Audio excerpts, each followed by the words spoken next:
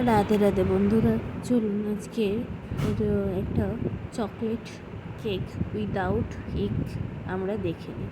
আমি ওয়েট মেশিনের হিসেব প্লাস কাপের হিসেব করেই আমি আপনাদেরকে বলবো। প্রথমে একটা পাত্রে তেলের পরিমাণ এখানে আমি 3 টিস্পুন টোটাল 6 টিস্পুন করে নিয়েছি। গ্রাম অনুযায়ী আমি 90 গ্রাম তেল দিয়েছি। তার মধ্যে 45 গ্রাম সুগার দিয়েছি, যেটা 1/4 কাপ হিসাবে কাউন্ট হয়। দিয়ে সেটাকে ভালো করে ব্লেন্ড করে সাইডে রেখে দিয়েছি। এবার আমরা বাটার মিল্ক তৈরি করব। এখানে দুধের পরিমাণ নিয়েছি 1 কাপ মানে 240 গ্রাম। তার মধ্যে ভিনিগার দিয়েছি 7.5 ml। আপনারা চাইলে লেমন জুসও দিতে পারেন। 2 টিস্পুন লেমন জুস এনাফ, ওর থেকে বেশি দেবেন না। এখানে 1.5 টিস্পুন ভিনিগার দেবেন। তারপরে তার মধ্যে কনডেন্স মিল্ক 3/4 কাপ, সেটা গ্রাম হিসেবে 240 গ্রামস কনডেন্স মিল্ক দিয়ে মিক্সারটাকে ভালো করে বিটারের মাধ্যমে বিট করে নিতে হবে। প্রপারলি বিট করে নিতে হবে। আপনারা চাইলে কনডেন্স মিল্কের জায়গায় সুগারও দিতে পারেন, বাট আমি প্রেফার করব ওই যে বয়েল আর সুগারের মিক্সচারের মধ্যে কনডেন্স মিল্কটা হয়তো দিলে একটু কস্টিংটা বেশি পড়ে, কিন্তু সত্যি এত টেস্টি মানে স্পঞ্জটা তৈরি হয়। আপনারা একবার টেস্ট করে দেখবেন। এটাকে ভালো করে বিটারের মাধ্যমে যতক্ষণ একটা ফোমি টেক্সচার আসছে বিট করে নেবেন।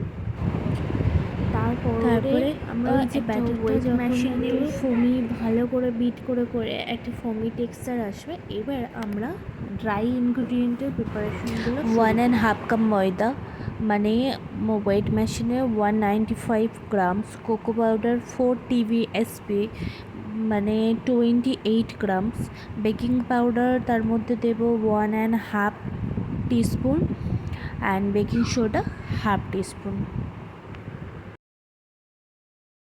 এই মিক্সারটাকে ভালোভাবে প্রথমে মিক্স করে নেওয়ার পরে মিক্সারটার মধ্যে কোনো রকম কোনো গুটলি বা কিছু যাতে না থাকে একটি ছাঁকনির সাহায্যে এরপর সমস্ত ড্রাই ইনগ্রিডিয়েন্টে যে ব্যাটারটা ছিল তার মধ্যে আমরা আস্তে আস্তে মিক্সড করব এবং তার মধ্যে দুধের পরিমাণটা যেটা বাটার মিল্ক তৈরি করেছিলাম সেটাকে আস্তে আস্তে খুবই হালকাভাবে আমি যেমনভাবে দেখাচ্ছি তেমনভাবে স্লোলি মেথডে একটুখানি মিক্সড করবে, একটু পেশেন্স নিয়েই মিক্সড করবে। মিক্সড করার পরে যখন সমস্ত ব্যাটারগুলি এক জায়গায় ভালোভাবে অ্যাকুমুলেটেড হয়ে যাবে, মিক্সড হয়ে যাবে, তখন আপনারা